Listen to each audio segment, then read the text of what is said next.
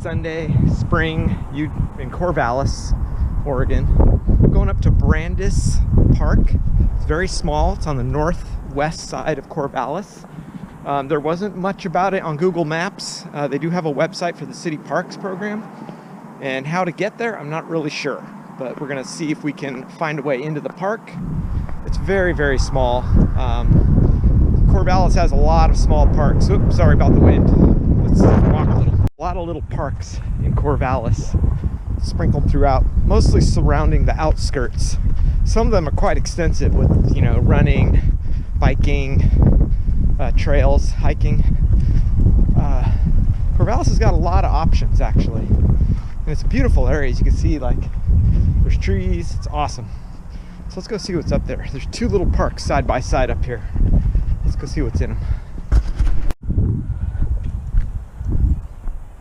Okay, this trail is not actually near where I thought the entrance to the park would be, so this probably is not it. I might have to double back. But Brandis Park is up on this hillside. Let's see where this goes.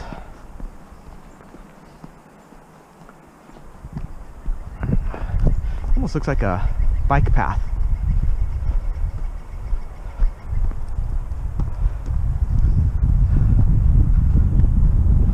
Looks like the rain's coming too. It's gonna rain for the rest of the day. Okay, I'll turn off if I see anything interesting. Well, I went a little further down the trail. I mean, this is a well-kept walkway. It's not on Google Maps. There's no signage. It's just kind of in the middle of all these houses.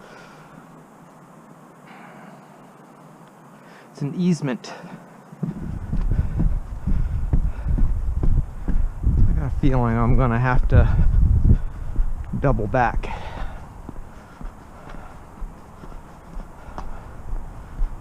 There's some people up here, maybe they know.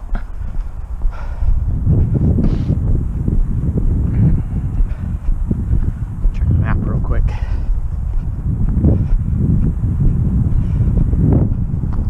Huh. Yeah, pretty far away from the park. Oh, interesting. Actually make a nice little running loop for where I live.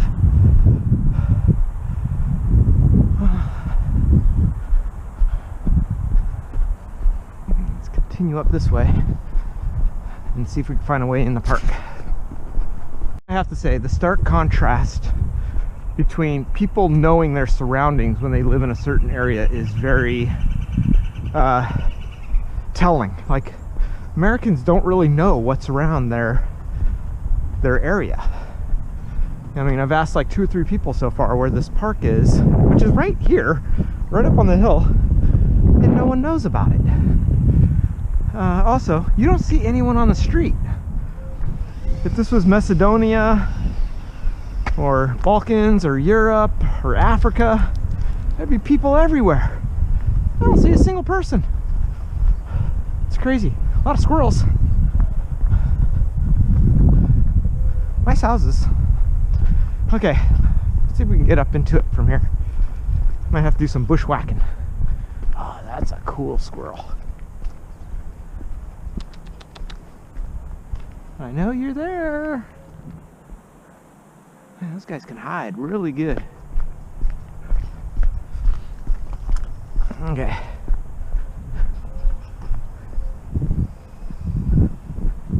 They blend in. If you catch them, they make good eating. Okay, let's see if we can find the entrance. Okay, this is the top of Gary Anna Drive, Northwest.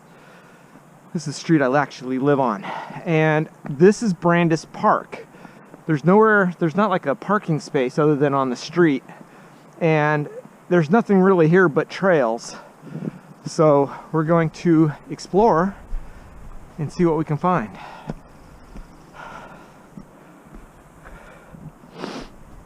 By the way, unlike Timber Hill Properties, it's a city park though. Something you have to watch out for here when you're hiking in the Pacific Northwest, pretty much predominantly everywhere in the United States, North America, is poison oak. And it's everywhere. Yeah, I see some in here. The deer eat it, but to humans it is very itchy. Wow, this is cool. This is a second growth forest, and you'll notice the trees are labeled, right? So they know which ones have been here the longest, and you can't cut them down. Luckily, it's not muddy. I'm not really sure which way to go. Let's see if I can look at the map really quick. I'm in the trees. Okay, looks like I could go this way.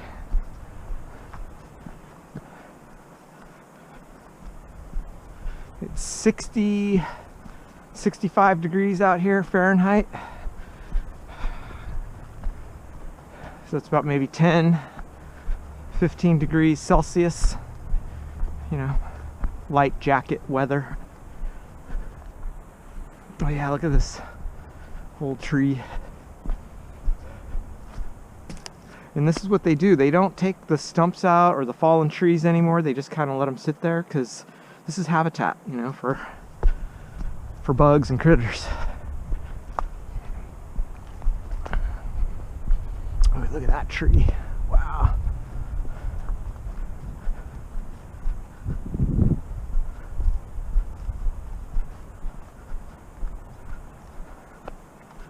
The trail's not really, I mean, it's just a dirt trail.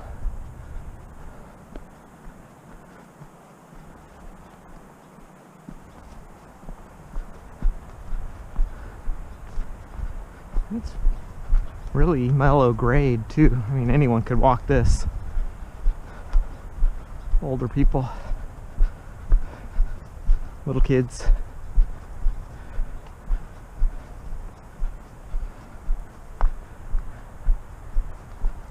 A lot of these nettles everywhere.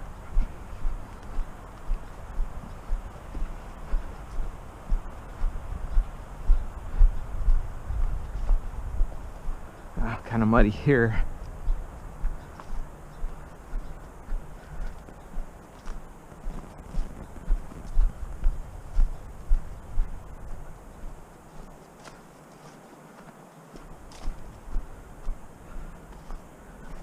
It's beautiful.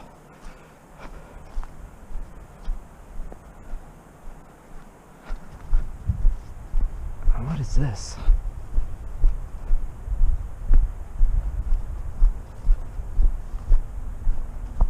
Just looks like a stump.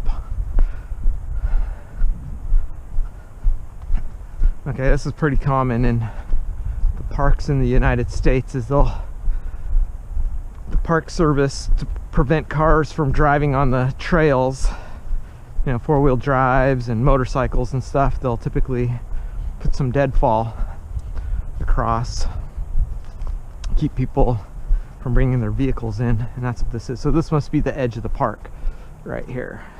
Yeah, and this is an access road here. Yeah, because this is the lines, the power lines, right? Let me see, we should be on the very edge of this park. So, yeah. So I have to go back the way I came. Wow, look at that tree. That is nice. These are Douglas fir, I'm pretty sure.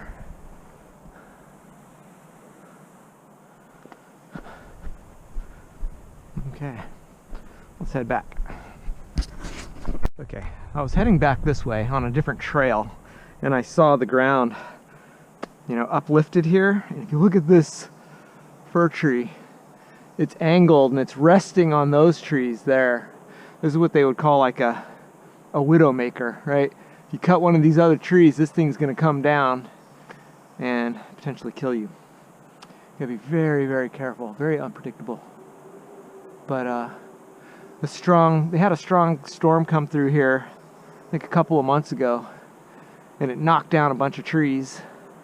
because in the valley here they're not used to strong winds and a lot of ice and snow, so a lot of trees, you know, these root systems don't go very deep. And this is on basalt, so it's just a very limited amount of topsoil on basalt, so there's nothing for the trees to really grab onto. The roots can't go too deep, they go wide. Yeah, this is crazy. You don't want that thing falling on you. Yeah, and it's fresh too. Another storm, it'll come down.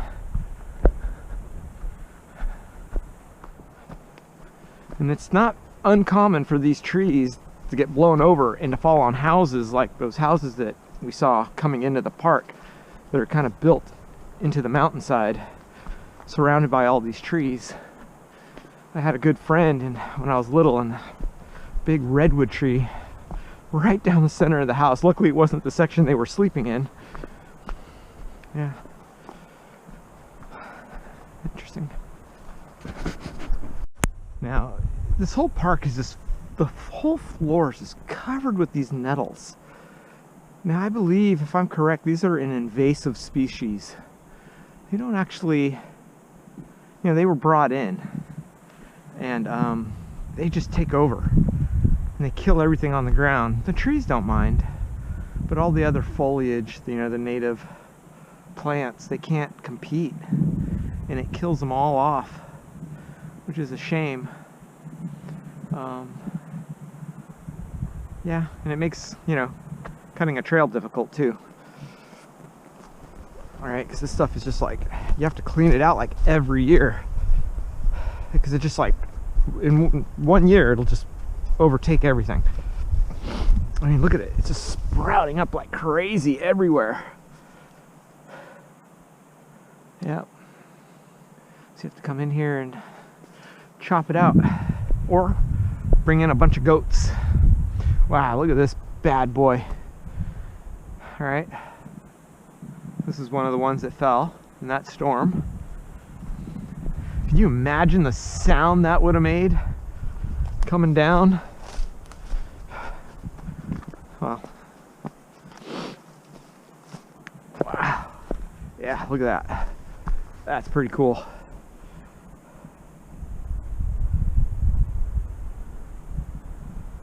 A lot of prospectors, when they're coming out west looking for gold, they would look for fallen trees and look in the root system to find gold nuggets and see if there's any gold in the area.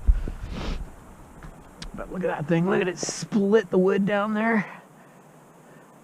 That's crazy. I gotta get a picture, I'm gonna get a selfie.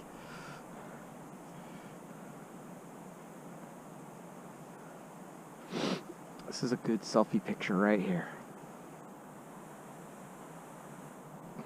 Awesome. Okay. Ugh. Try not to kill myself. Yeah, look how tall that thing was.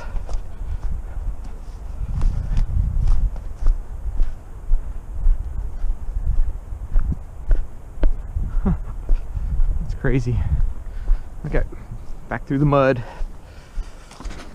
I'm getting towards that's a big water reservoir for the north part of the city.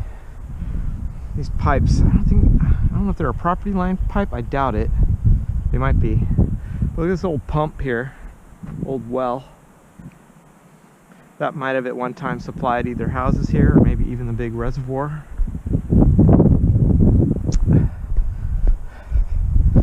Yeah, old wells, lots of them. Interesting. Yeah, huge. Nice meadow.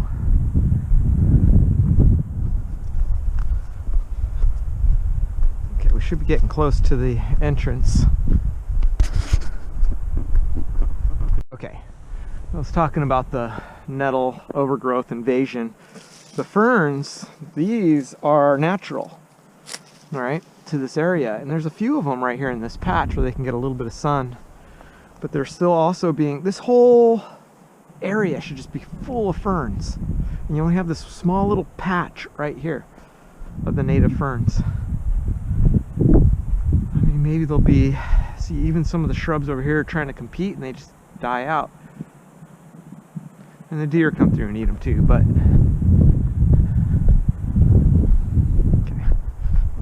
figure out how to get out of here.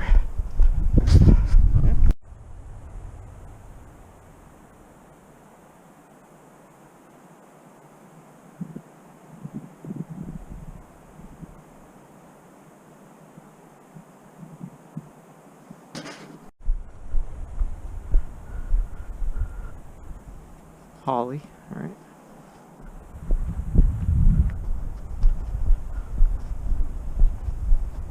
Yeah, this is more like what it should be, all right? A little better anyway. Like moss-covered areas. Some younger trees.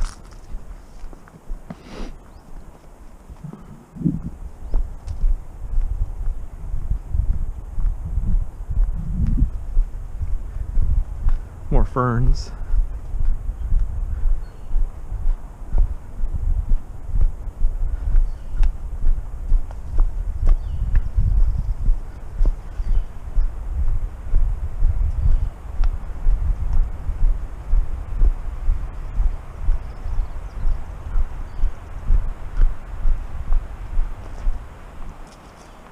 These little holes, those are woodpeckers looking for bugs. Looks like a favorite fast food spot for the woodpeckers. Okay, now which way do I go? I can't really see down that way. Let's see. I think it's up this way. Should be at the end.